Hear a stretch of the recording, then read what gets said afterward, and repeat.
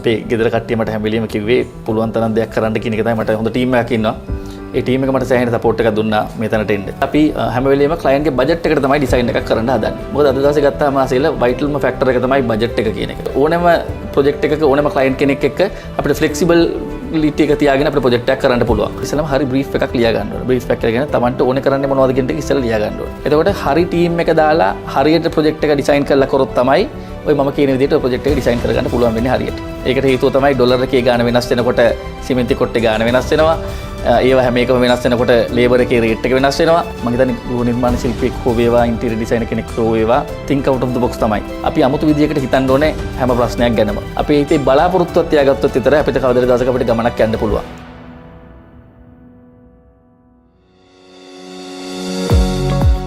ඔබ දන්නවා ඉදිකිරීම් ක්ෂේත්‍රය දැවන්ත අභියෝගයට ලක් වෙලා තියෙනවා.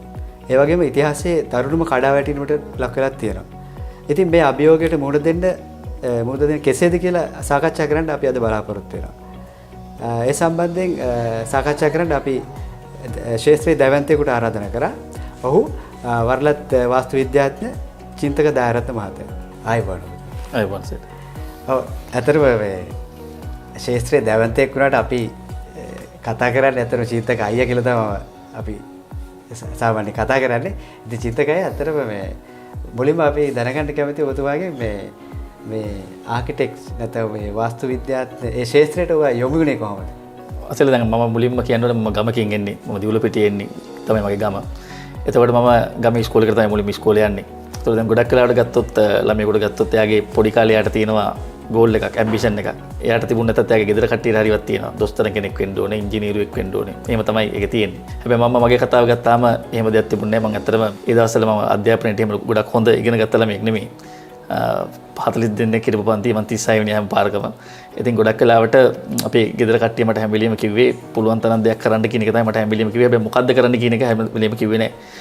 මම ඇත්තටම ගෘහ නිර්මාණ ශිල්පයේ කියන තැනට එන්නේ මට එක තැනකදී මගේ තාත්තා මගේ අප්පච්චි මට කිව්වා මෙහෙම ගෘහ නිර්මාණ ශිල්පය කියලා විෂයක් තියෙනවා මේ ලංකාවේ.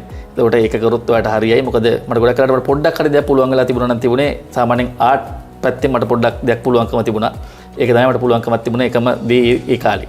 ඒ අවස්ථාවේදී තමයි මම A level විතර කරන වෙලාවේදී මම තීරණය කරේ කවදාද දවසක මෙහෙම සබ්ජෙක්ට් එකක් මම කරත් මට හොඳ වෙයි සහ ඒක මට ගැළපෙයි කියලා. එහෙම හිතලා තමයි මම මුලින්ම ගෘහ නිර්මාණ ශිල්පය කියන දේ තෝරගන්නේ සහ මම මුලින්ම කොළඹ ස්කූල් ඔෆ් ආකිටෙක්චර් කියන ආයතනයට ඇවිල්ලා මම ගෘහ නිර්මාණ ශිල්පය කියන දේ ඉගෙන ගන්න පටන් ගන්න. ඊට පස්සේ ඒකේ තිබිච්ච මූලික අධ්‍යාපනය කරලා මම අන්තිමට වරලත් ගෘහ නිර්මාණ ශිල්පියෙක් විදියට තමයි මම ගෘහ නිර්මාණ ශිල්පියෙක් විදියට එළියට එන්නේ. ඇත්තට මේ ක්ෂේත්‍රය උතුම් වසර 10කට අධික කාලයක් දැන් නියුත වෙනවා. මේ සඳහා ඇත්තට වත දුන්නේ කවුද? මේ දැවන්තයෙක් විතර එන්නේ.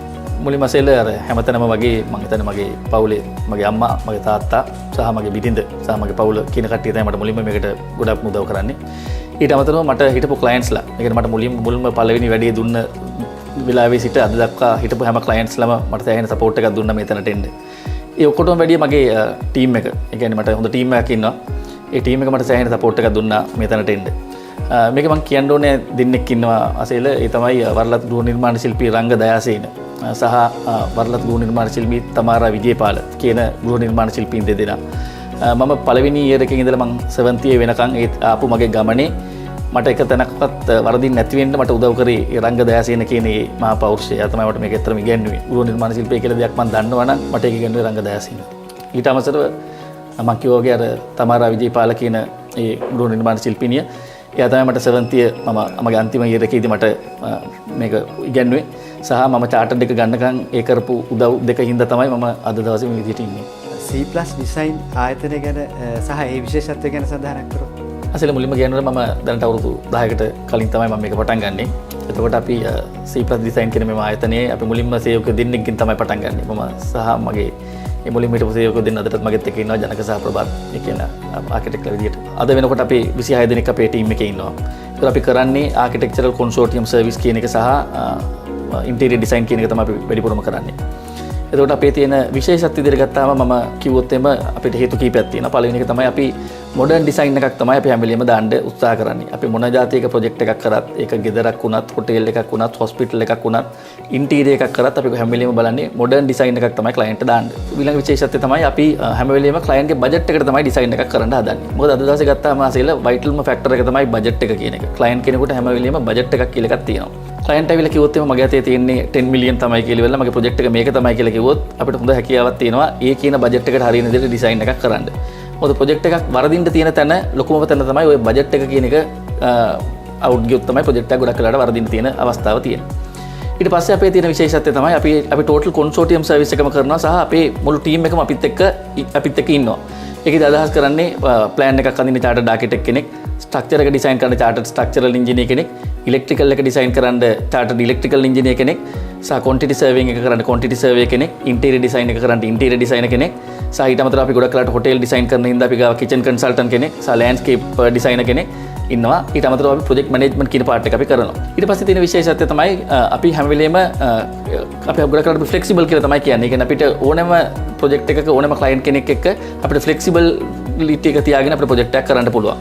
අනිත් විශේෂත්වය තමයි අසල අපේ තියෙන අපි ප්‍රොජෙක්ට් එකේ සයිස් එක කියන එක අපිට ඇත්තටම ඉන් මටීරියල්. ඒ කියන්නේ ප්‍රොජෙක්ට් එක ලොකු ප්‍රොජෙක්ට් එකක් වුණත් අපි ගන්නවා, පොඩි ප්‍රොජෙක්ට් එකක් වුණත් අපි ගන්නවා. අපි කියන්නේ අපි කරන්නේ මේ වගේ ලොකු ප්‍රොජෙක්ට් කියලා අපි කියන්නේත් නැහැ. අපි කියන්නේ අපි කරන්නේ මේ වගේ චූටි ප්‍රොජෙක්ට්ස් කියලා අපි කියන්නේත් නැහැ. ඒ ක්ලයන්ට්ගේ තියෙන ප්‍රොජෙක්ට් එක මොන જાතියක ප්‍රොජෙක්ට් එකක් වුණත් අපි ඕනම ප්‍රොජෙක්ට් එකක් අරගෙන අපි බොහොම ෆ්ලෙක්සිබල් පාර්ටි එකක් විදියට අපි ප්‍රොජෙක්ට් එකේ A to Z ප්‍රොජෙක්ට් එක ඉවර කරනකන් ඉඳලා අපි ප්‍රොජෙක්ට් එකෙන් අයින් වෙනවා. ඒක තමයි අපේ තියෙන විශේෂත්වය. චින්තක දැන් ඔබතුමා සඳහන් කරා මේ වගේ කන්සෙප්ට් එක තමයි මොඩර්න් ඩිසයින් ටු ද ක්ලයන්ට් බජට් කියන එක හරි වැදගත් කන්සෙප්ට් එකක්. ඉතින් ඒක යොදාගෙන මේ දක්වා කරපු ඔබගේ සේවාදායකින් සහ ක්ලයන්ට්ස්ලා කවුද ඉන්නේ? අසල අපි තැන් තුනක වැඩ කරනවා. පළවෙනි එක තමයි ගවර්න්මන්ට් සෙක්ටර් එක. ඊට පස්සේ ප්‍රයිවට් සෙක්ටර් එක. ඊට පස්සේ තමයි ඩොමෙස්ටික් මාකට් එක. ඒතර ගවර්න්මන්ට් සෙක්ටර් එකේදී ගත්තාම central bank of Sri Lanka, ministry of finance, tea small holdings, labour department, foreign employment bureau, ලිකෝ සහ කොකනට් ඩෙවලොප්මන්ට් බෝඩ් සහ ලංකා පොස්පේට් වගේ ගවර්න්මන්ට් ආයතන වල අපි වැඩ කරනවා. ඊට අමතරව අපි ගත්තාම කෝපරේට් එන්ටිටිස් වල දෙවන්තියෝ ඒ ගත්තාම AIA, Janashakthi, LIC, CIPM, Sri Lanka institute of marketing, ඊට අමතරව Perera and sons, orient finance, IWMS සහ වර්ල්ඩ් බැංක් වගේ ආයතනවල අපි වැඩ කරනවා. ඊට අමතරව ගත්තාම අපි ඩොමෙස්ටික් මාකට් එකේ කවුරු හරි ක්ලයන්ට් කෙනෙක් ඉන්නවා නම් එයාට ගෙයක් ඩිසයින් කරන්න ඕනේ නම් අපි ඒ වගේ ගෙවල් ඩිසයින් කරන ප්‍රොජෙක්ට්ස් උත් අපි ගොඩක් කරනවා. අපි මේ බලනයිට ප්‍රශ්නයක් ඇති දැන් ඔබතුමාගේ කන්සෙප්ට් එකේ මොඩර්න් ඩිසයින් ටු ද ක්ලයන්ට් බජට් කියන එක කොහොමද කරන්නේ කියලා. ඒ කට්ටිය දැන් ඒකට හිතයි අපිට තියෙන මේ පොඩි එයක් හදාගන්න නැත්නම් එයාගේ ව්‍යාපාරයක් තියෙනවා. ඒකට ඒක ගැන පොඩි පැහැදිලි කිරීමක් කරමු. ඩිසයින් එකක් අපි ගෙදරක ප්‍රොජෙක්ට් එකක් කියන එක තීරණය වෙන එලිමන්ට් දෙකක් තියෙනවා, ಜಾති දෙකක් තියෙනවා. එකක් තමයි දාන ඩිසයින් එක, දෙවෙනි එක තමයි දාන ඩිසයින් එකේ තියෙන ස්පෙસિෆිකේෂන් එක. ඒ දාන ඩිසයින් එක කියන එක තීරණය වෙන්නේ ගොඩක් වෙලාවට ඒ කරන ප්‍රොජෙක්ට් එකේ සයිස් එක මත. දැන් මම ටිකක් පොඩ්ඩක් මේක එලිබරේට් කරලා කිව්වොත් එහෙම අපි ගත්තොත් ක්ලයන්ට් කෙනෙක් ඉන්නවා, එයාට ගයක් හදන්න ඕනේ. ඒ ගෙදරට එයාගේ අතේ බජට් එකක් තියෙනවා 10 මිලියන් උදාහරණයකට. එතකොට එයා ඉස්සෙල්ලාම කරන්න ඕනේ දේ තමයි ඉස්සෙල්ලාම හරි බ්‍රීෆ් එකක් ලියා ගන්න ඕනේ. බ්‍රීෆ් එක ගැන තමන්ට ඕනේ කරන්නේ මොනවද කියන එක ඉස්සෙල්ලා ලියා ගන්න ඕනේ. එතකොට අපි ගත්තාම කාමර 4ක ගෙදරක්, ඇටච් බාත්රූම් දෙකක්, ලිවින් එකක්, ඩයිනින් එකක්, කිචන් එකක්, පැන්ට්‍රි එකක් තමන්ට කැමති ටික කැමති විදිහට ලියා ගන්න පුළුවන්. ලියලා බලන්න ඕනේ මේකේ සාමාන්‍යයෙන් කොච්චරක් විතර වර්ගඩි ප්‍රමාණයක් එයිද කියලා. වර්ගඩි ප්‍රමාණය වැඩි වෙන්න ප්‍රොජෙක්ට් එකේ කොස්ට් එක වැඩි වෙනවා. වර්ගඩි ගන්න අඩු වෙන්න ප්‍රොජෙක්ට් එකේ කොස්ට් එක අඩු වෙනවා. ඕක තමයි පළවෙනි තම් රූල් එක. දෙවෙනි එක තමයි හරි ටීම් එක දාලා ඉවරලා ඔය වැඩේ කරන්න ඕනේ. වරලත් ගෘහ නිර්මාණ ශිල්පියෙක් කියන්නේ එක්කෙනෙක්, වරලත් ඉංජිනේරුවෙක් කියන්නේ තව එක්කෙනෙක්, වරලත් ඉලෙක්ට්‍රිකල් ඉංජිනේර් කියන්නේ තව එක්කෙනෙක්, ඉන්ටීරියර් ඩිසයිනර් කියන්නේ තව එක්කෙනෙක්, ලෑන්ඩ්ස්කේප් ඉංජිනේර් කියන්නේ තව එක්කෙනෙක්, ක්වොන්ටිටි සර්වේ කියන්නේ තව එක්කෙනෙක්, ප්‍රොජෙක්ට් මැනේජර් කියන්නේ තව එක්කෙනෙක්. එතකොට හරි ටීම් එක දාලා හරියට ප්‍රොජෙක්ට් එක ඩිසයින් කරලා කරොත් තමයි ඔය මම කියන විදිහට ඔය ප්‍රොජෙක්ට් එක ඩිසයින් කරගන්න පුළුවන් වෙන්නේ හරියට. ඊට අමතරව තියෙන මේ එක තමයි හැමතිස්සෙම මතක තියාගන්න ඕන දෙයක් තමයි අපේ ඉන්කම් එක කියන එක ගොඩක් වෙලාවට සේවාදායකයෙක්ගේ ඒක ස්ටැටික්. ඒ කියන්නේ ඒක වෙනස් වෙන්නේ නැහැ. මාසෙකට හම්බෙන ගාණ එකයි. හැබැයි ප්‍රොජෙක්ට් එකක් කරන්න ගියාම අද දවසේ තියෙන ප්‍රශ්නේ තමයි ඒක ස්ටැටික් නෙමෙයි. ඒක හැම වෙලෙම වෙනස් වෙනවා. ඒකට හේතුව තමයි ඩොලර් එකේ ගාණ වෙනස් වෙනකොට සිමෙන්ති කොට්ටේ ගාණ වෙනස් වෙනවා. ඒව හැම එකම වෙනස් වෙනකොට ලේබර් එකේ රේට් එක වෙනස් වෙනවා. ඊට පස්සේ පෙට්‍රල් වල ගාණ වෙනස් වෙනකොට ට්‍රාන්ස්පෝර්ට් එකේ ගාණ වෙනස් වෙනවා. එතකොට අපි ওই හැමදේම දැනගෙන තමයි ප්‍රොජෙක්ට් එක මුලින්ම පටන් ගන්න ඕනේ. ඊට අමතරව තියෙන දෙයක් තමයි අපිට හැමදේම දාගන්න බැරි වෙනවා ප්‍රොජෙක්ට් එකකට. අපි හිතුවොත් එම අරකට ඕනේ, මේකත් ඕනේ, ඒකත් ඕනේ කියලා අපිට කවදාවත් ප්‍රොජෙක්ට් එකක් කරගන්න බැරි වෙනවා ඔය කියන බජට් එකට. ඒතකොට සරලව ගත්තොත් ඔය තියෙන බේසික් ෆන්ඩමෙන්ටල්ස් ටික හරියට කරගත්තොත් අපිට ගොඩක් chance එකක් තියෙනවා ඒ අතේ තියෙන බජට් එකට හරියන විදිහට ප්‍රොජෙක්ට් එකක් 100% ඉවර කරගන්න. ඔය ටික වෙනස් වෙච්ච ගමන් කවදාවත් ප්‍රොජෙක්ට් එකක් අපිට හරියට ඉවර කරගන්න බැරි වෙනවා. ඔබතුමා අපිත් එක්ක නිතරම කියන දෙයක් තමයි මේ never give up. අත්හරින්න එපා. කොහොම හරි කරමු කියන එක. අතන මේක කොහොමද ඔබතුමා මේ දක්වා මේ ඔළුවේ තියාගෙන වැඩ කරන්නේ? පළවෙනි දේ තමයි අපි කියන think out of the box කියලා. දැන් අපි ගත්තොත් මම හිතන්නේ ගෘහ නිර්මාණ ශිල්පියෙක් හෝ වේවා ඉන්ටීරියර් ඩිසයිනර් කෙනෙක් හෝ වේවා think out of the box තමයි. think out of the box හිතන හින්දා තමයි ඒගොල්ලෝ ඩිසයිනර් කෙනෙක් වෙලා තියෙන්නේ. ඒ හින්දා තමයි නිර්මාණයක් කියන එක බිහි වෙන්නේ. හැබැයි මේ තියෙන තත්ත්වයේ උඩ ගොඩක් වෙලාවට තියෙන ටෙන්ඩන්සි එක තමයි ගොඩක් වෙලාවට මිනිස්සු ගොඩක් වෙලාවට කලකිරෙනවා සහ අතෑරීමේ chance එක ගොඩක් වැඩි. ඒකට හේතුව තමයි ගොඩක් වෙලාවට මාකට් එකේ බිස්නස් මම හිතන්නේ 60කට 65කට වඩා ප්‍රමාණයක් මේ වෙනකොට කඩා වැටිලා තියෙනවා. පාරට බැස්ස ගමන් ඔබතුමාලට පේනවා ඇති තෙල් පොලිම වාහන නැහැ. එතනින් ගියාම ලයිට් නැහැ. ඒ වගේ ගොඩක් ප්‍රශ්න හින්දා ගොඩක් වෙලාවට අතාරින්න තියෙන chance එක වැඩි. පළවෙනි දේ තමයි අපි තීරණය කරන්න ඕන දේ තමයි අපි අමුතුවෙන් හිතන්න ඕනේ මේ වෙලා තියෙන සිටුේෂන් එක සහ අපි think out of the box කියන එක මම එකයි අදහස් කරේ. අපි අමුතු විදියකට හිතන්න ඕනේ හැම ප්‍රශ්නයක් ගැනම.